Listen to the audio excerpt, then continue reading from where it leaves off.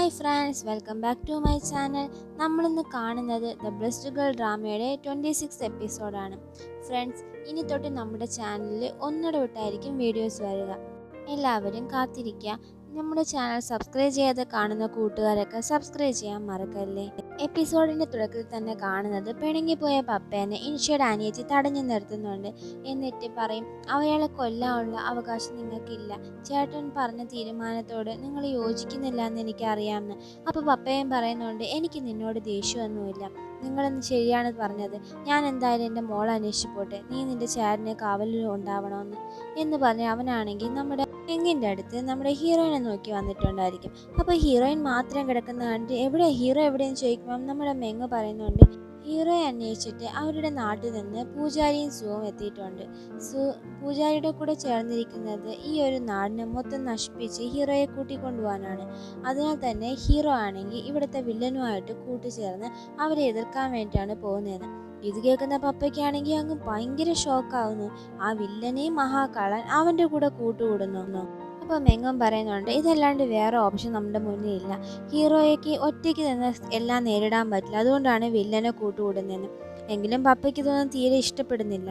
നമ്മുടെ ഹീറോയിൻ ആണെങ്കിൽ ആ ഉറങ്ങിക്കിടക്കുന്നതിൻ്റെ ഇടയിലും അവളുടെ കഴുത്തിലുള്ള ആ ഒരു ലോക്കറ്റ് വെച്ചിട്ട് അവളുടെ അമ്മ അവളുടെ ജീവിതത്തിൽ സംഭവിച്ച എല്ലാ കാര്യങ്ങളും ഒരു മിന്നാരം പോലെ കാണുന്നുണ്ട്. അവളാണെങ്കിൽ ആ ഒരു തീരത്തോട്ട് വീഴുന്നതും അവിടെ അമ്മ വന്ന് അവളെ രക്ഷിച്ച് മുകളിൽ കൊണ്ടുവരുന്നതും ആ ഒരു ലോക്കറ്റ് കൊടുക്കുന്നതും എല്ലാം തന്നെ ഹീറോയിൻ ആ ഒരു ഇല്യൂഷൻ പോലെ കാണുന്നുണ്ട്.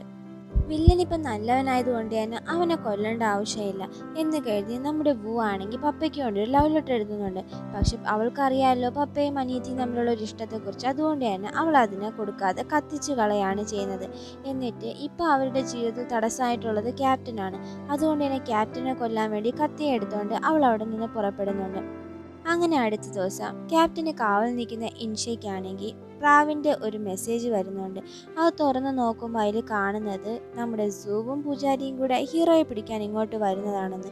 ഇത് കേൾക്കുന്ന നമ്മുടെ ഇൻഷയ്ക്കാണെങ്കിലും, ദൈവമേ, ഒരു പ്രശ്നം കഴിഞ്ഞ് തീർന്നില്ല, അതിന് മുന്നേ വീണ്ടും വീണ്ടും വന്നുകൊണ്ടാണല്ലോ ഇരിക്കുന്നതെന്ന് പറഞ്ഞ് ഹീറോയോട് പറയാൻ അകത്തോട്ട് പോകുമ്പം അവിടെ ഹീറോ കാണില്ല.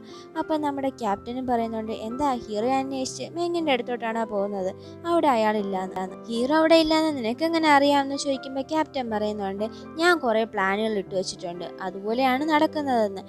ഇപ്പൊ പൂജാരിയും സുവും കൂടെ കൂട്ടു ചേർന്നിരിക്കുകയാണ്. അപ്പോൾ അവരെ എതിർക്കാൻ വേണ്ടി ഹീറോയ്ക്ക് പറ്റത്തില്ലല്ലോ, അതുകൊണ്ട് തന്നെ അവൻ നമ്മുടെ വില്ലൻ്റെ അടുത്തായിരിക്കും പോയിട്ടുണ്ടാവുക എന്ന്. നമ്മുടെ രാജാവ് ഒരിക്കലും വില്ലൻ്റെ കൂടെ കൂട്ടുകൂടില്ല എന്ന് പറയുമ്പോൾ ക്യാപ്റ്റൻ ആവശ്യ സമയത്ത് സഹായിക്കുന്ന ശത്രുവായാലും കൂട്ടുകൂടാമെന്ന്. ഇതൊക്കെ കേൾക്കുന്ന ഇൻഷയ്ക്കാണെങ്കിൽ തീരെ ഇഷ്ടപ്പെടുന്നില്ല. ആ സമയം നമ്മുടെ വൂ ആണെങ്കിൽ പപ്പയെ കാണാൻ വേണ്ടി മെങ്ങിൻ്റെ അടുത്ത് വന്നിട്ട് പറയും, ഞാൻ നിങ്ങൾക്ക് വേണ്ടിയിട്ട് ക്യാപ്റ്റനെ കൊല്ലാൻ പോവുകയാണ്, അതുകൊണ്ട് എത്രയും പെട്ടെന്ന് മോൾ ഉണരുമ്പോൾ അവളെയും കൂട്ടിക്കൊണ്ട് ഇവിടുന്ന് പൊക്കോളണമെന്ന് പറഞ്ഞിട്ട് അവൾ അവിടെ നിന്ന് പോകും. അവളെ പിറകെ തടയാൻ വേണ്ടി പപ്പ പോവുമെങ്കിലും കുറച്ചുകൂരം കഴിഞ്ഞിട്ട് അവളെ കാണാതാവുന്നുണ്ട്. അടുത്ത ഈ സമയത്ത് നമ്മുടെ ഹീറോ ആണെങ്കിൽ വില്ലൻ്റെ വീട്ടിലോട്ട് വരുന്നുണ്ട്. അവിടെ അവനെ സ്വീകരിക്കുന്നുമുണ്ട്. അടുത്ത് നമ്മുടെ ഇൻഷനെ കാണിക്കുമ്പോൾ അവനാണെങ്കിൽ അനിയത്തിയുടെ അടുത്ത്, ക്യാപ്റ്റനെ നോക്കിക്കൊള്ളാം, ഞാൻ അത്യാവശ്യമായിട്ട് പുറത്തോട്ട് പോവുകയാണെന്നും പറഞ്ഞുകൊണ്ട് അവിടെ നിന്ന് നമ്മുടെ ഹീറോയെ തേടി വില്ലൻ്റെ വീട്ടിലോട്ട് പുറപ്പെടുന്ന കാണിക്കുന്നുണ്ട്. അതിനുശേഷം കാണിക്കുന്നത് നമ്മുടെ പപ്പേനെയും എങ്ങനെയാണ്.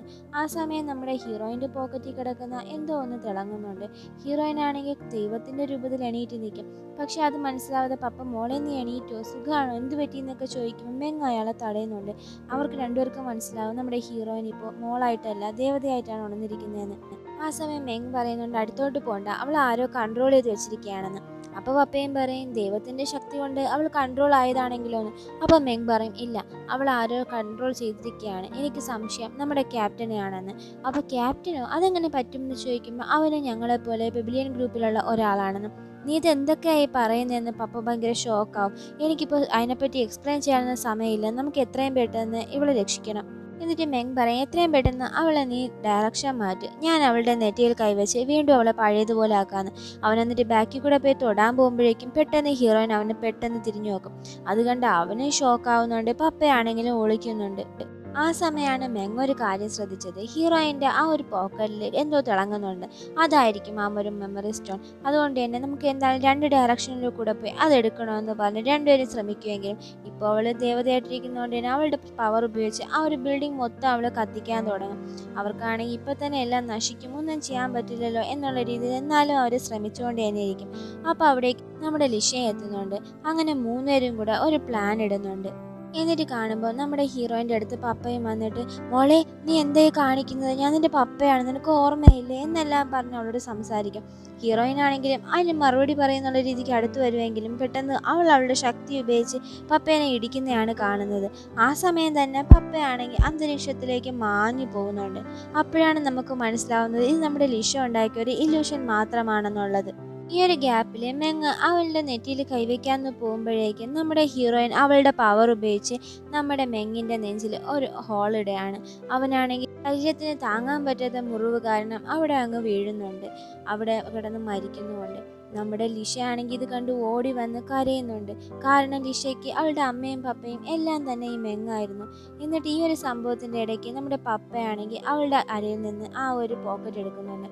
അപ്പോൾ അവളുടെ ആ പോക്കറ്റിൽ നിന്ന് നമ്മുടെ ആ കുട്ടിപ്പയ്യൻ കൊടുത്ത ആ ഒരു കീ ചെയിനാണ് വീഴുന്നത്. ശരിക്കും ഈ കീ ചെയിൻ അവളുടെ കയ്യിൽ വരാൻ കാരണം ക്യാപ്റ്റൻ തന്നെയാണ്. ക്യാപ്റ്റൻ അത് വില്ലന് കൊടുത്തു, വില്ലൻ അവൻ്റെ മോന് കൊടുത്തു, മോൻ നമ്മുടെ ഹീറോയിന് കൊടുത്തു.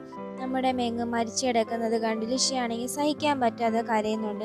ഹീറോയിൻ ആണെങ്കിൽ ബോധം കെട്ട് വെണിറ്റുണ്ടായിരിക്കും. അടുത്ത ഹീറോയെ കാണിക്കുമ്പോൾ ഹീറോ ആണെങ്കിൽ നമ്മുടെ വില്ലൻ നടക്കുന്ന ആ ഒരു രീതി കണ്ടിട്ട്, വില്ലൻ നിനക്ക് ഒരുപാട് മാറ്റങ്ങൾ വന്നിട്ടുണ്ടല്ലോ എന്ന് പറയും. അപ്പോഴാണെങ്കിൽ അവനും പറയും, എൻ്റെ മക്കൾ മരിച്ചതിന് ശേഷമാണ് ഞാൻ എല്ലാം മനസ്സിലാക്കിയത്. ഞാൻ ചെയ്ത എല്ലാ തെറ്റുകൾക്കും എന്നോട് ക്ഷമിക്കണം. ഞാൻ അതൊക്കെ ചെയ്യാൻ കാരണം ഞാൻ മാത്രമല്ല ക്യാപ്റ്റനും കൂടെയാണെന്ന്. എന്നിട്ട് ആ സമയം അവിടുത്തെ ജോലിക്കാരെയാണെങ്കിൽ ഹീറോയ്ക്കും വില്ലനും മാത്രം ആ ഒരു വൈൻ ഒഴിക്കും. അപ്പം വില്ലൻ്റെ മോൻ ചോദിക്കും, എനിക്കെന്താ നീ ഒഴിക്കാത്തത്, നിനക്ക് അത്രയ്ക്ക് അഹങ്കാരം, ഒരു വേലക്കാരിയായിരുന്നിട്ട് ഞാൻ ഒരു അടിക്കാൻ പോകുമ്പോൾ നമ്മൾ വില്ലനും നിനക്കെന്താ വൈൻ തരാത്ത ഇത്രയും കുഴപ്പമാണോ എന്ന് പറഞ്ഞുകൊണ്ട് നമ്മളെ വില്ലനാണെങ്കിൽ വഴക്ക് പറയും. അത് ഇഷ്ടപ്പെടാത്ത മോനാണെങ്കിൽ, ഓ നിങ്ങൾക്ക് സംസാരിക്കാനൊക്കെ അറിയാമോ, മര്യാദയ്ക്ക് ഇരുന്നോ, ഇല്ലെങ്കിൽ ഞാൻ നിങ്ങളെ കൊന്ന് നിങ്ങളെ ആ കസേര ഞാൻ തന്നെ എടുക്കുമെന്ന് പറയും എന്നൊക്കെ ഭയങ്കര അഹങ്കാരമായിട്ട് സംസാരിക്കുന്നുണ്ട്. വില്ലൻ്റെ വീട്ടിന് മുറ്റത്താണെങ്കിൽ പൂജാരിയും സൂവും എല്ലാവരും കൂടെ വന്നിട്ടുണ്ടായിരിക്കും നമ്മുടെ ഹീറോ ഇവിടെ നിന്ന് കൂട്ടിക്കൊണ്ടുപോകാൻ വേണ്ടിയിട്ട്.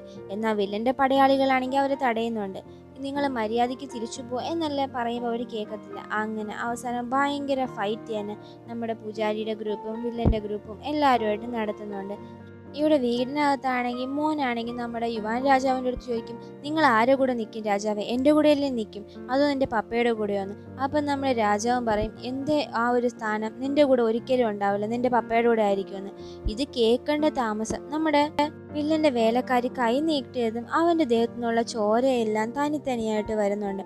അപ്പോഴാണ് മനസ്സിലാവുന്ന ആ ഒരു വേലക്കാരി വെറും ഒരാളല്ല, അവൾക്കും ഒരുപാട് ശക്തികളുണ്ടെന്ന്. സ്വന്തം മോനാണെങ്കിലും തന്നെ കൊല്ലുമെന്ന് പറഞ്ഞു കഴിഞ്ഞാൽ ഏതപ്പനാ വെറുതെ വിടാല്ലേ. എന്നിട്ട് വില്ലൻ വേലക്കാരോട് പറയും, പുറത്തെന്തോ ശബ്ദം കേൾക്കുന്നുണ്ട്, നീ പോയി നോക്കാം. അവളും പുറത്ത് പോകുന്നുണ്ട്. ആ സമയം നമ്മുടെ വില്ലൻ ഹീറോയുടെ അടുത്ത് പറയും, രാജാവേ ഞാൻ പണ്ട് ഒരുപാട് പാപങ്ങൾ ചെയ്തിട്ടുണ്ട്, എന്നോട് നിങ്ങൾ ക്ഷമിക്കണം. അതിന് വേണ്ടിയിട്ട് ഞാൻ നിങ്ങൾക്ക് സമ്മാനമായിട്ട് ഈ ഒരു വാൾ ഇവാൻ രാജ്യത്ത് നിന്ന് എടുത്തുകൊണ്ട് വന്നതാണെന്ന് പറയും. ഇതൊരു മാന്ത്രിക വാളാണ്, ദൈവത്തിൻ്റെ ശക്തിയും മാന്ത്രിക വാളും കൂടെ ചേർന്ന് കഴിഞ്ഞാൽ അത് ഭയങ്കര ശക്തിയായിട്ട് മാറും എന്ന് പറയും. അപ്പം നമ്മുടെ ഹീറോ ആണെങ്കിലും അവൻ സത്യസന്ധമായിട്ട് മാറിയതാണെന്നുള്ളത് മനസ്സിലാക്കിയിട്ട്, നിനക്ക് ഞാൻ ഒരു അവസരം തരാം, എൻ്റെ രാജ്യത്തിൻ്റെ പറക്കുന്ന പടയാളികളുടെ തലവയായിരുന്ന ഫെയ്ക്ക് പകരം നിന്നെ അവിടെ പോസ്റ്റ് ചെയ്യാം. പോരാത്തതിന് എൻ്റെ എല്ലാ പടയാളികളെയും നടത്താനുള്ള ആ ഒരു അനുവാദവും നിനക്ക് തരാമെന്ന്. ഇത് കേൾക്കുന്ന നമ്മുടെ വില്ലനാണെങ്കിലും ഇതിലും വലിയൊരു സ്ഥാനം അവന് കിട്ടാനുണ്ട്.